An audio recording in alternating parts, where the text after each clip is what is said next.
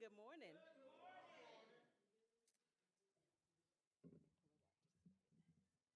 Okay, this morning I'll be speaking on Betsy Coleman.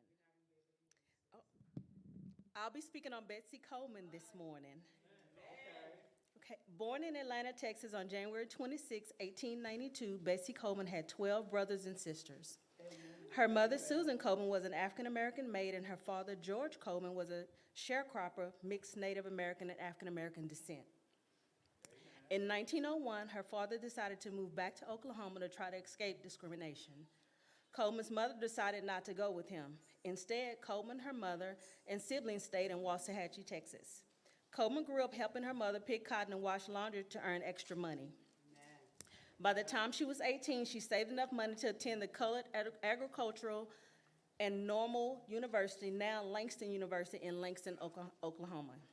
She dropped out of college only after one semester because she could no longer afford tuition. At age 23, Coleman went to live with her brother in Chicago. She went to the Burnham School of Beauty and Culture in 1915 and became a manicurist in a local barbershop. Meanwhile, her brother served in the military during World War I, and came home with stories of their time in France.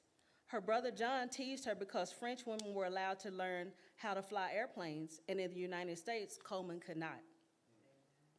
While working as a manicurist in 1919, 20-something Betsy Coleman decided what she wanted to do with her life. She wanted to fly. Her brother's stories, along with what she had heard about heroic World War I aces and death-defying aviators wowing crowds with their aerobatic antics, she desperately wanted to be part of it. This and other news of pilots in the war inspired her to become a pilot. The chances of her taking to the skies were extremely slim. For one thing, she was a woman. For another, she was black. But her brothers teased her by saying black women could never fly. Coleman's mind was made up. That's it, you just called it for me. That's what she told her brothers. She applied to many flight schools across the country, but no one would take her because she was both African American and a woman. Robert Abbott, a famous African American newspaper publisher, told her to move to France where she could learn to fly. Since her application to flight schools needed to be written in French, she began taking French classes at night. Finally, Coleman was accepted at the Cardron Brothers School of Aviation in Le Crotoy, France. She received her international pilot's license on June 15, 1921, from the Fédération Aéronautique Internationale. She then returned to the United States. Betsy Coleman became the first African-American woman to earn an international pilot's license, despite racial discrimination preventing her from enter to American flying schools.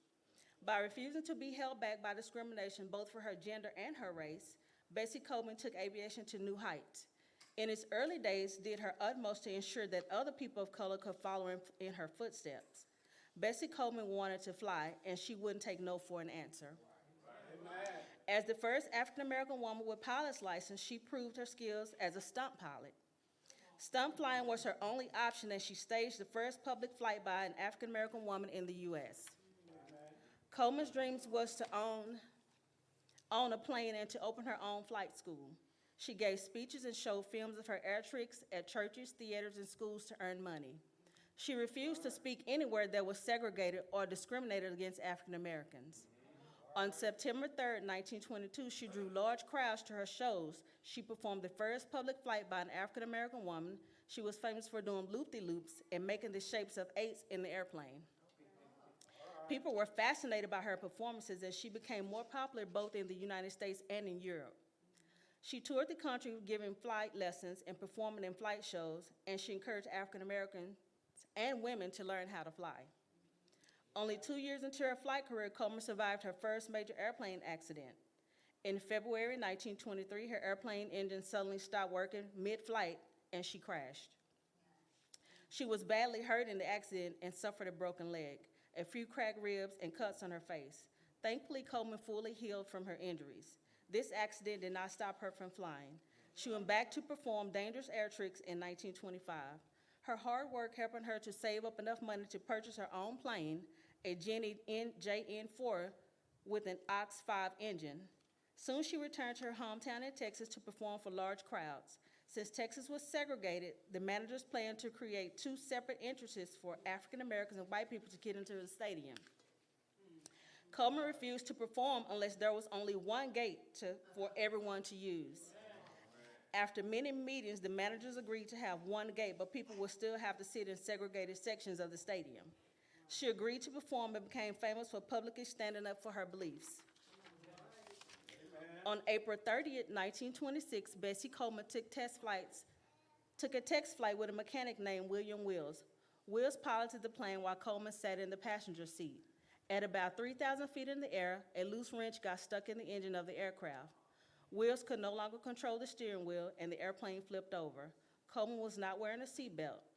At the time, airplanes did not have a roof. Due to her unfastened seatbelt, when the plane flipped over, Coleman fell out of the open plane. She did not survive the fall.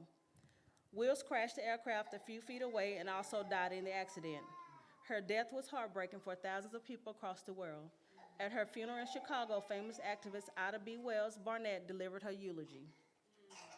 Though she died at the age of 34, her legacy continues to inspire communities all over the country. In 1931, the Challenger Pilots Association of Chicago started a tradition of flying over Coleman's grave every year. Many aviation clubs were named in her honor, including the Bessie Coleman Aero Club, organized by William Powell in the 1930s, and the Bessie Coleman Aviators, which formed in Chicago in 1977. In 1995, the Bessie Coleman stamp was made to commemorate all of her accomplishments.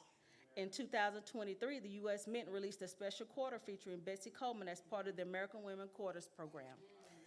Thank you.